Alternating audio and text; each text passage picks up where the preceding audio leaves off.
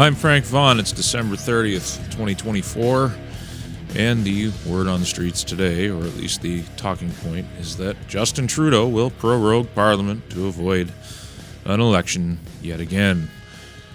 The good news about prorogation is that all the legislation that has not yet received royal assent will die, whether it's before the House or it's before the Senate. It all goes away, and it has to be reintroduced, and it has to start the entire process again. So I guess that is a bit of good news. However, Justin Trudeau skis in BC, and this has been a subject of controversy that a person walked up and cursed and swore at him. And the thing that I disagree with most is there's children in the frame, just outside the frame, actually. And this cursing and swearing occurred in front of little kids, which I think is reprehensible. But you got to understand the frustration that people feel. I would have used the opportunity very differently. I would have been much more controlled. But then again, I'm practiced at these kinds of things. And most people, if they were presented with an opportunity to bring their criticisms directly to the Prime Minister in a parking lot, wouldn't have the presence of mind that I do to take maximum advantage of that situation. So it's probably a miracle that the woman was able to express herself at all without stuttering and tripping over her own words. This guy has left Canada in a very precarious situation. Forgive me if I clear my throat every now and again because I am still wrestling with whatever bug I've got. No, I didn't take the medical treatment. As a person in all of 2020, before they even talked about the development of the product, I warned you that it would be a bad idea to take anything that was rushed to market. It would be absurd for me to have taken it, and I'm not too concerned about long COVID. I think I'm just sick.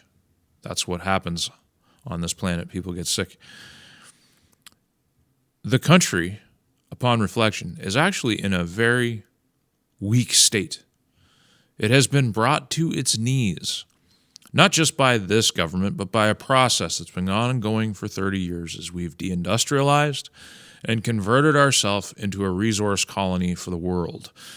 It's not just mass immigration that has changed the face of this nation to a point where it's almost impossible to visualize how we can reclaim it, considering the demographic crisis that's ongoing concurrent with the mass immigration problem that we have.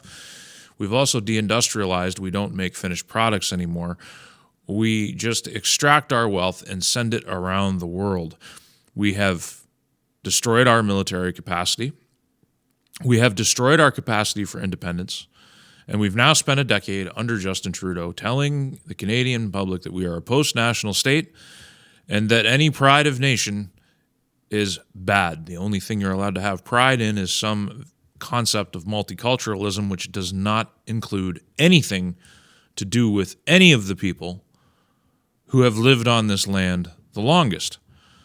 So we are culturally weak, we are economically weak, and we are politically weaker than we've ever been in the history of this country. Justin Trudeau skis. He prorogues to avoid an election. This pressure from the United States and the incoming administration, which talks about Canada as a 51st state, to the extent that there's actually details on the table, and you have public figures like Kevin O'Leary who are talking about going to Mar-a-Lago, the center of the universe, and discussing terms with Donald Trump, even though they're not elected to the House of Commons or in any way officially representing us. There's an argument to be made that he possesses more power than our own prime minister in terms of influence. The fate of the nation is being discussed by people who are not members of this government. Now, where have we seen that before? Czechoslovakia, maybe, the 1930s, when it was carved up by the British, the French, and the Germans, or any other number of nations that you can point your finger at throughout history who, abdicating their responsibility to their people, had decisions made for them by people and powers that were not of them. Because we are so weakened, because we have been so deconstructed by ourselves and Liberal MPs and the voters who supported them because, man, you've been warned. It's not like people like myself haven't been telling you this moment was coming, that there comes to be an inflection point where a nation is so weak that not only can it not withstand the pressure from outside, it can't even stand up for itself anymore. And there's no reasonable expectation that the world would stand up as Canada was carved up and fell apart. Now, I alluded in an X post that I made about the Monroe Doctrine. And there were some people who are very smart who did not know what the Monroe Doctrine was. Now, before the unipolar moment was upon us, before America was one of two great powers to dominate the earth, there was a time when it existed as a great power nation amongst other great powers, and the Monroe Doctrine said that North and South America were the domain of American foreign policy. And I've often indicated that for the United States to reconstitute itself, overcome its crushing national debt burden, and overcome the fact that the empire itself is fragmenting around the world, and that American power, as such, is more myth now than fact, there is a way to reconstitute American greatness, and that is by focusing on deconstructing the empire overseas and dominating this hemisphere, a new Monroe Doctrine. Now, I don't want to get into the weeds of the history of the Monroe Doctrine, but it is conceivable to see that we are on the precipice of that now. Now, the threat that Donald Trump has made to Canada, a 25% tariff being the main component of it, is not just a random number. If the United States, whom Canada is very dependent on for food imports and for capital imports, among other things, if the United States can secure from other sources the things that it gets from us, it then has massive leverage to bring us to our knees. And one of the things it can do is it can reach across the Caribbean to Venezuela, and it can start buying Venezuelan oil. And if it can buy enough Venezuelan oil, all of a sudden it doesn't need Alberta crude. And what happens then when a 25% tariff gets slapped, not only on that, but on the various other things that we export to secure that capital? In very short order, this nation can be brought to its knees. And our leaders will beg the Americans for some kind of union.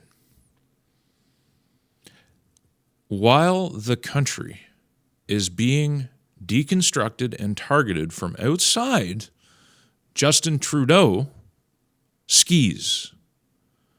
Instead of facing an election where you might get a federal government that can reassert Canadian nationalism, national interest, national pride, he would prorogue. We are in the middle of a crisis here, a national crisis. And this man has not only hijacked the Liberal Party, he's hijacked the entire structure of the federal government, along with his partner Jagmeet Singh. When we need leadership the most, right now, he will stop at nothing to preserve his job. Nobody can remove him, not the Liberal Party, and apparently not Parliament. Jagmeet Singh had multiple opportunities to do something about this, and he did nothing because he puts his pension ahead of the entire national interest. There is no greater symbol of how weak this nation actually is than Justin Trudeau skiing and Jagmeet Singh supporting him in the name of securing his pension. What a cheap man. This Rolex-wearing, Maserati-driving, Sears sucker champagne socialist who would put the entire national character on the line for a few $1 million over the rest of his life. It's disgusting. But maybe it's no less than we deserve, because we've allowed ourselves, long before this defining moment, to be taken apart under successive governments.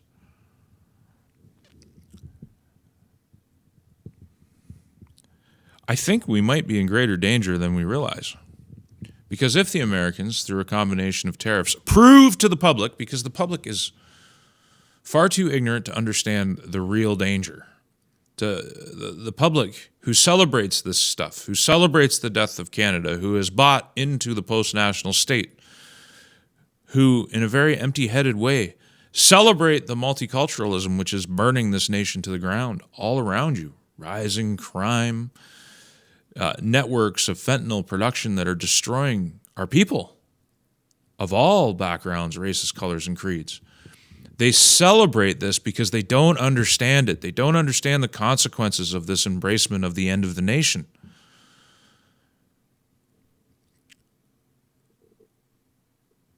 We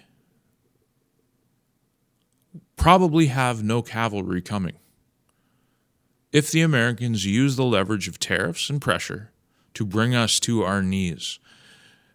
So quickly can a nation disappear. If people bothered to read history, they would understand that nations have a lifespan. They come and they go. The nations that have survived the longest have gone through numerous constitutions. They went from monarchies to democracies to republics, back to monarchies, imperialism. Canada is no exception. And at this moment in time, when we need a strong national figurehead, when we need an election at the very least, this guy skis and talks of prorogation. So, as much as I want to think that Trump is just trying to execute pressure on the nation, if he brought us to our knees such that in the vacuum, the leadership vacuum that we're experiencing right now, the premiers have to step forth and make a deal separate, we can lose the country so fast. And maybe we deserve to lose the country, because these are the people that we allow to lead us. In opinion polls, 1 in 5 voters still supports the Liberal Party. And another almost 1 in 5 support the NDP, the very people who are now responsible for the destruction and dissolution of the Canadian identity. That's not just the Prime Minister. It's not just Jagmeet Singh. It's not just the MPs who support them mindlessly. It's the public as well. Did you know that I have a website, frankvaughn.ca, the ultimate repository for all of my work, and a backup location just in case the censors come for me again? And if you like the content, please consider using the donate link in one of the options available. There are no paywalls, there is no advertising, and there is no Patreon, and I intend to keep it that way. Thank you for your time and your consideration.